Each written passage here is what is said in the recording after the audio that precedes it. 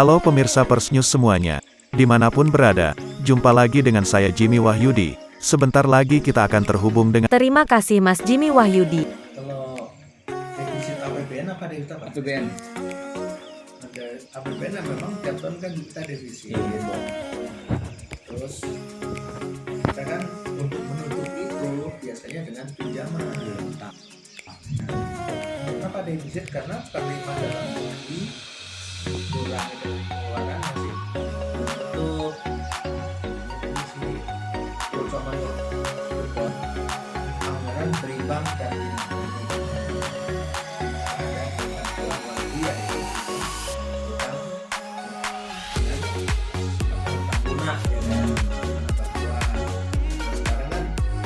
cuma beda tampilan dong.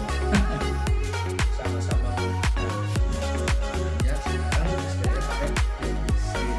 Kalau dulu langsung ditutup defisit itu kurang 741 tutup itu bantuan dari kelompok studi segala macam dulu kan gitu ya. Jadi kalau dari sisi utang ya tidak jauh dengan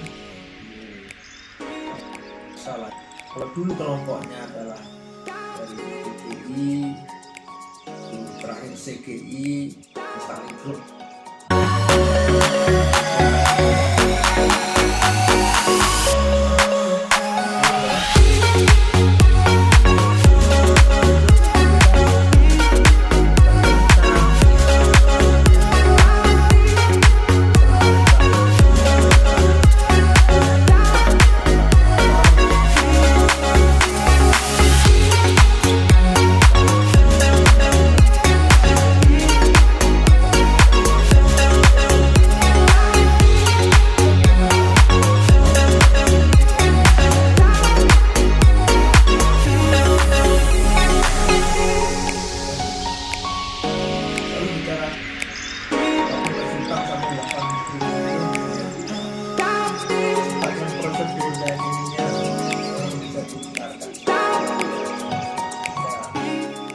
Mengkhawatirkan. Yang jadi khawatir adalah tumpukan hutang ini tidak diimbangi dengan kelayakan.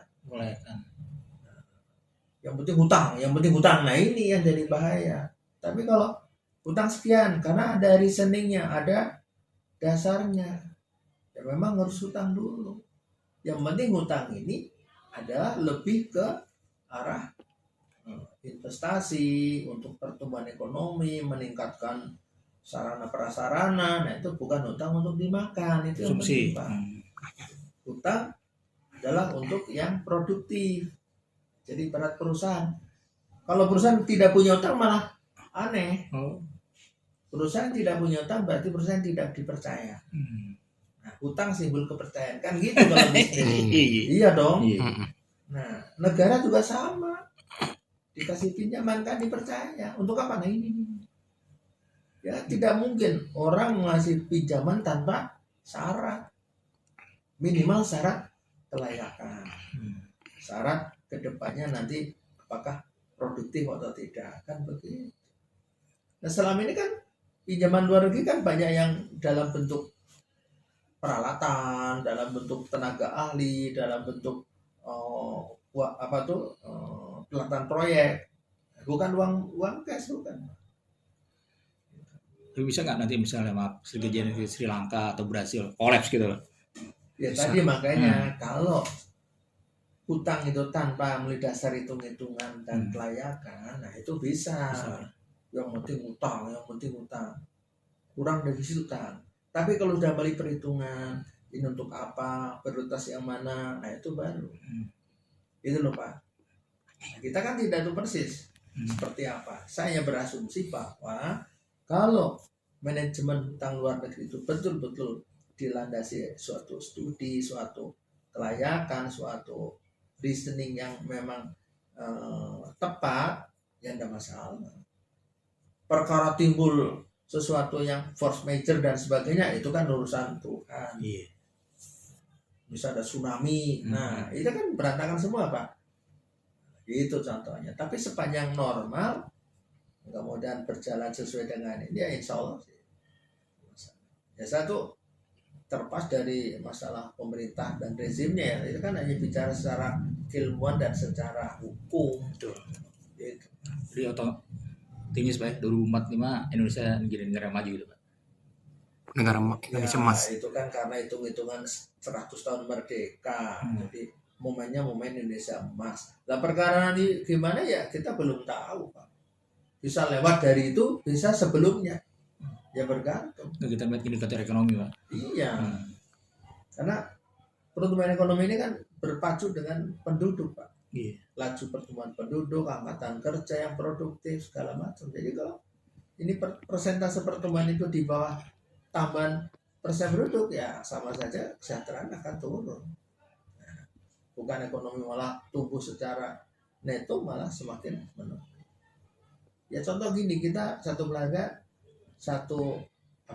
dua orang tua, dua anak. Nah, misal. Terus tambah lagi satu anak. Kan berarti mestinya per kapitanya harus tambah. Iya. Tambah satu anak tapi gajinya cuma naik 2%. Kalau PNS kan gitu Pak. Iya. Karena tunjangannya cuma 2%. Lah ini yang jadi masalah. Jadi beban. Gaji tadinya 5 juta. Anak 2. Sekarang begitu tambah anak satu lagi, gaji naik jadi 5.500.000 saja. Ya turun Kesejahteraan. Apa cukup 500.000 dia sebulan? Itu loh Pak. Jadi contoh konkretnya.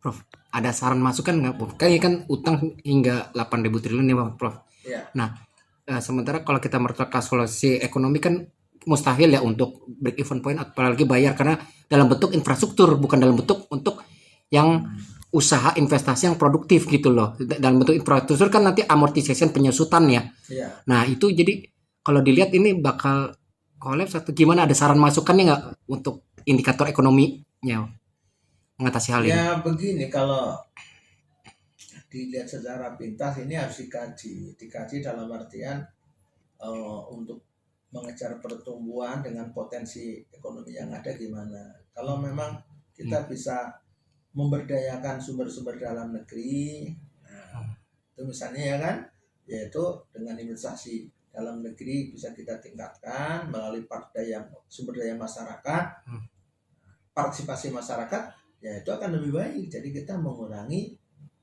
utang yang kita ambil lagi. Jadi sedapat mungkin kita meminimais pinjaman luar negeri itu kalau bisa. Nah, melalui investasi untuk pertumbuhan ekonomi kan tidak harus uang pemerintah, dari masyarakat juga bisa kita gali, kita kembangkan sehingga ekonomi tumbuh. Nah, kalau tumbuh pajak naik bisa untuk menutup kekurangan tadi sehingga mengurangi utang. Jadi intinya dengan utang yang sudah besar ini kalau bisa kurangi. Misal tahun ini 741, ya tahun depan kurangi dari itu.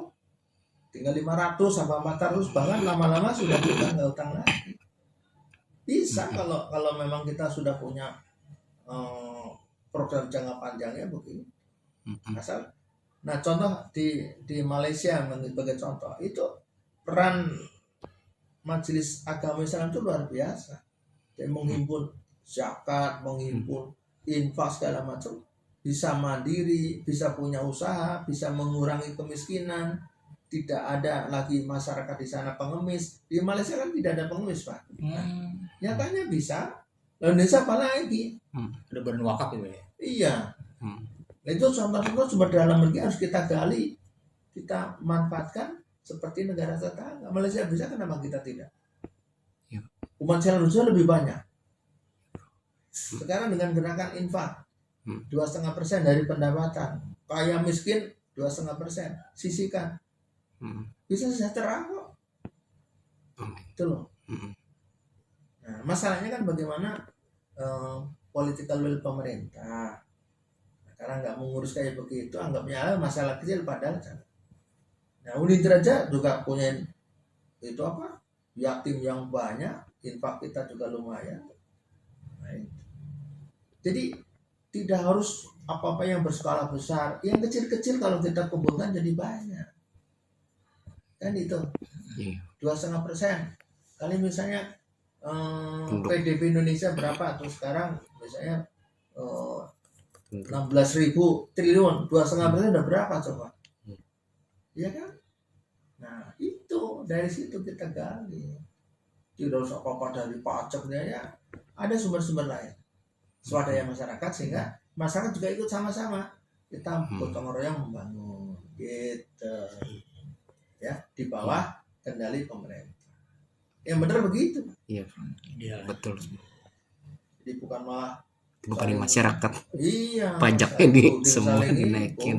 Iya, Kita harus berpikir konstruktif, positif, ya, Betul, tidak Pak. saling curiga, tapi juga pemerintah juga harus terbuka.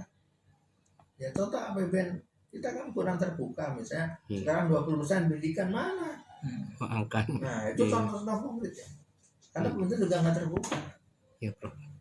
Kalau terbuka, waduh maaf, 20% nggak bisa. Ini saya kira juga orang Maklumi. sadar kok. Iya, jujur, transparan. Apa-apa kalau terbuka, jujur, masyarakat bisa terima. Persoalannya karena kalau tidak terbuka lah itu udah saling curiga kan. Iya. Kesannya ditutup-tutupi. Iya enggak? Oh, betul. Gitu. Udah. Ya. Ya, saya Oke. kira itu aja.